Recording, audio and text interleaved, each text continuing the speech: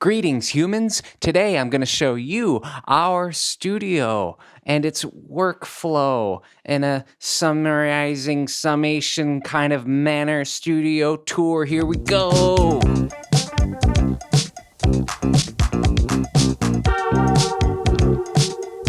I think I like standing better than sitting. How about you? I don't know. That's just me. I like standing. But I'm going to sit on this thing.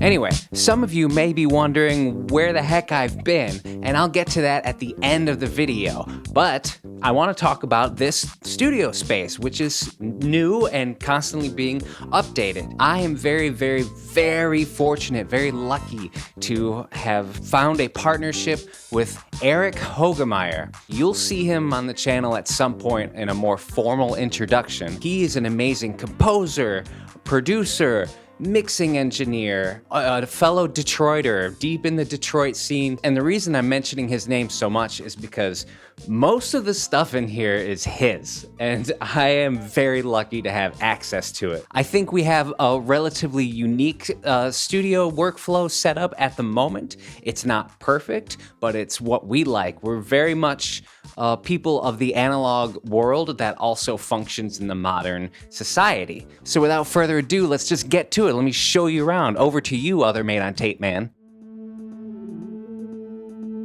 All right, when you first enter a studio, you close the door behind you, and that's where your coats go. But then you turn around, and it's like this.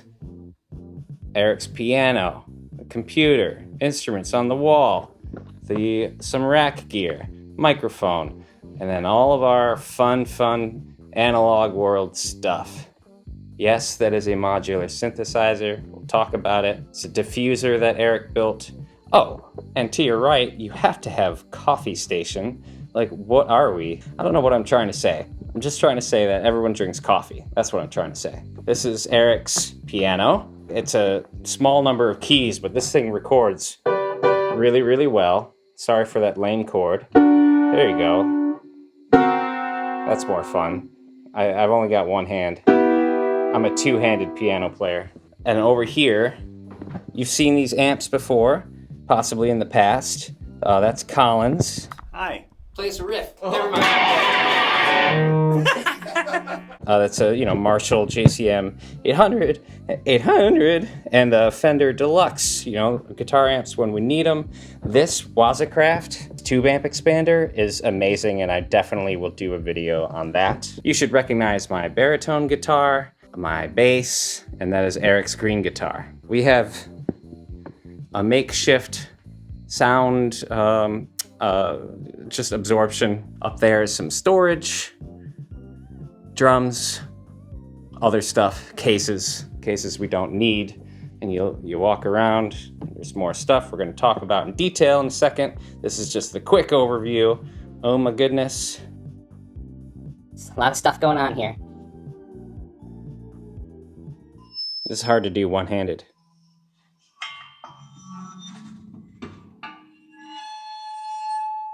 Now, I want to talk about the center of every studio. A modern studio, even for analog people like myself, is a interface in a computer. This is Eric's Apollo 8. I'm sure many of you know what an Apollo interface is, but if you don't, the short version is it has its own computer on it, and you can run really nice plugins and take a load off of your actual computer while you're recording. It's kind of like, I like to view it as having a world of digital outboard gear. But as many of you know who watch this channel, I mostly work in the analog world, and so does Eric.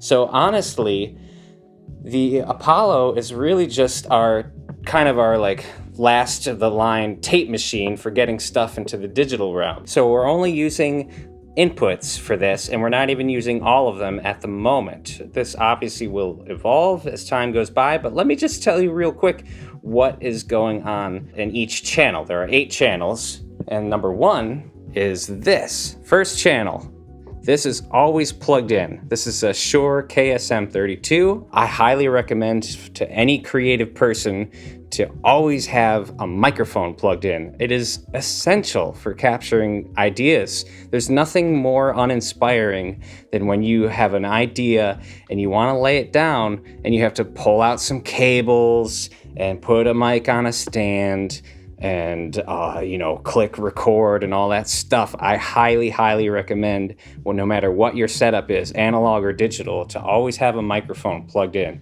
Input number 2 is nothing normally, and right now it's this dialogue mic that I'm holding that you can see being recorded right now. Inputs 3 and 4 are this thing. This is a BBC mixer. This is just outputting a left and right, and that's coming into 3 and 4 on the Apollo. Channels 5 and 6 are also empty now, and channels 7 and 8 currently is the Tascam 464, but we always have those cables, the RCA cables, so we can quickly switch it to this mixer if we want. Oh yeah, and like most studios, I should show you, I have some storage.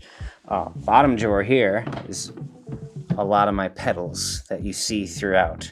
One of the surprises in here that hasn't been on the channel is actually this Sony cassette player. I was going to use it as a tape loop, or not a tape loop, a tape delay, because it's a 3-head cassette, but something's going on in the circuitry there. It's okay, I got it for cheap. Junk drawer. Everybody needs a junk drawer. I'm not going to go through Eric's drawers, but you guys have probably seen the video on the Echoplex. Well, unfortunately, that recently took a little bit of a, took a dump, as we say. But that's okay, because cartridges and tape is easy enough to fix. All right, now that you know what's going into the computer, let me talk about each of those things individually. This BBC mixer. The thing that's always plugged into this is Eric's modular synth. The modular, as it's currently set up, is being controlled by MIDI, and that's actually being run over here by this thing. Eric calls it a Beats Lab. And let me just show you, because I'm not going to do anything here other than turn it on. Well, it's a little bit of a lie. I'll show you the tempo. I can change the tempo.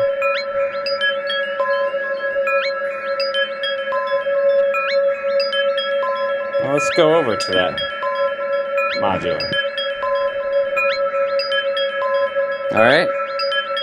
We're definitely going to do a whole video on this, and I'll need Eric's help for that. But right now, I'll just mess with it a little bit.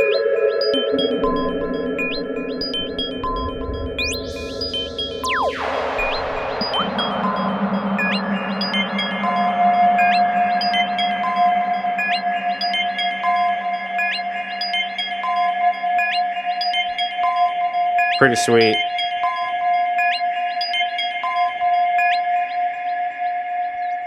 Before I get lost into modular synth land that I know almost nothing about, let me keep the tour going.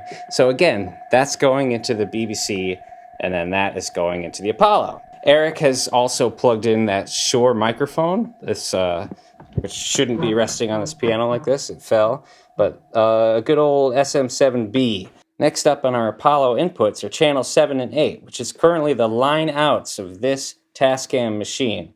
How lucky am I that Eric is the owner of a Tascam 464. I can't wait to do some syncing with this machine and show you guys how to do that and do some 8-track stuff or 7-track stuff. But for now, I'm just going to show you some of the things we have routed. Some of our outboard gear is routed this way. Let's start back over here with my humble 505. All right, let's hit play, and then I'm going to explain to you what you're hearing.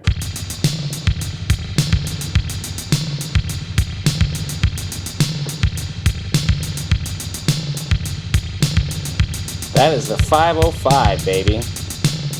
It's going straight into the Volante. We'll talk about the Volante probably on another day, but this is an amazing pedal. I'm going to turn that off. That Volante It's being sent all the way over to this Tapco 4400, 4400, 4400, however you want to describe numbers, is a spring reverb. And that drum machine is currently going into channel 2. You can see the needle moving right here. I can increase the gain. That's just the gain input. I can decrease it, obviously. Keep it at 0. This is the EQ for the reverb, which is freaking awesome. You can see I have lows cut for the drums, but check it out when you bring them in.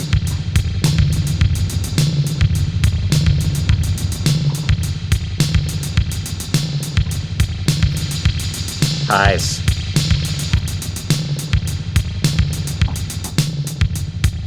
Ooh, that's kind of interesting.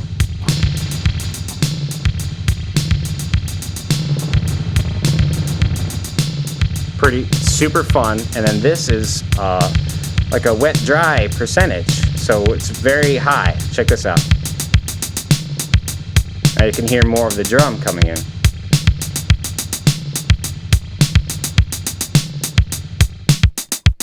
Down to 0.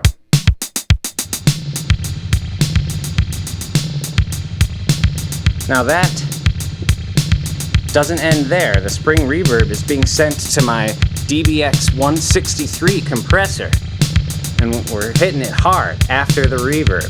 Check this out. No compression.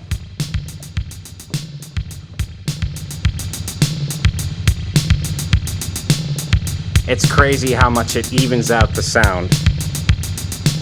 I mean, that's what it's supposed to do. It's a compressor. And the Strymon you could throw on.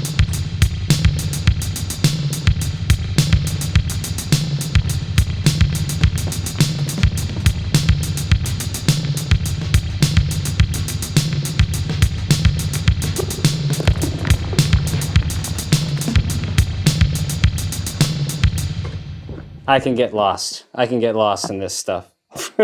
One other thing that's going on right now is that spring reverb you heard, channel 1, is being used in as an effects loop. So I've got that piano mic'd.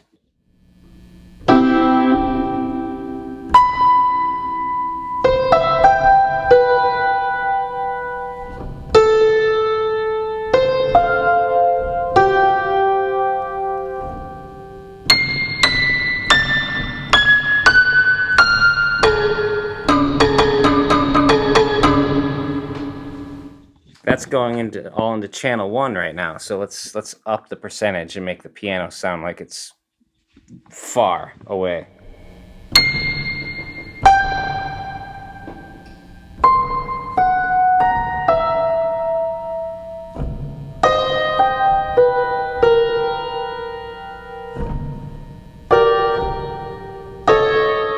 Incidentally, this Yamaha mixer has a spring reverb also, and it is very, very good. Tim LaFabe, the bassist, showed this to me when I was hanging out with him like a year ago, and I had to get one. You can hear this exact mixer used on the bass in David Bowie's Black Star album. I believe, which tune? Is it Lazarus? It's unmistakable. I want to quickly show you the Yamaha tone generator going into this Yamaha mixer. And again, we come to our MIDI station. Now you should hear that. You should hear this little buddy. Oh, it's a little celeste. Isn't that cute? Oh, that's strings. Oh, cute. Ooh, baby. That's fun. Let's go back to the drum. Alright, so we got a tone going. This also has a spring reverb, which sounds sick. So let's bring it in.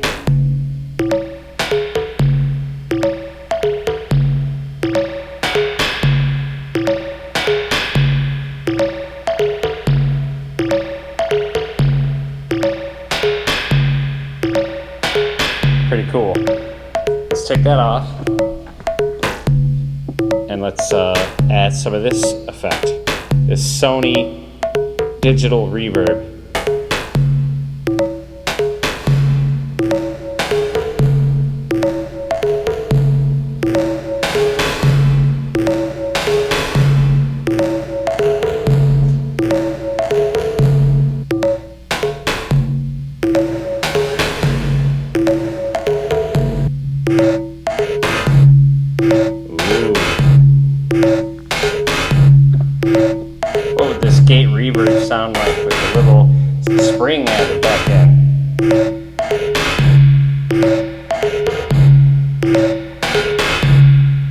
right, that's not every detail, but back to you, other mate on tape man. Well, there you have it. That's it in a nutshell. I'm sure some of you might have questions, and please feel free to ask below, and I will answer.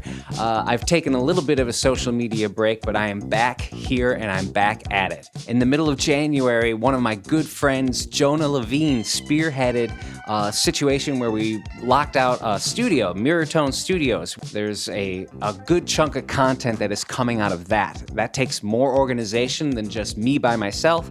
So that's one thing that was happening in January. Another thing that happens in January for me personally is that's when I like to visit family. Flights are definitely cheaper in January. That's all that you really need to know. That's the update. That's where I've been. And now that all that stuff is filmed, and it should be coming out here on a regular basis again. I want to thank everyone for sticking around. I want to thank all the new subscribers. New subscribers are coming in constantly, and I'm very, very appreciative of that. I would especially like to thank my patrons over on Patreon. If you're interested in that, check out the link below. If you're interested in buying a cassette, go to Bandcamp, madeontape.bandcamp.com. But with that, again, thank you for joining me. I appreciate it. And above all else, seriously, peace and be good to each other. Ciao. Bye.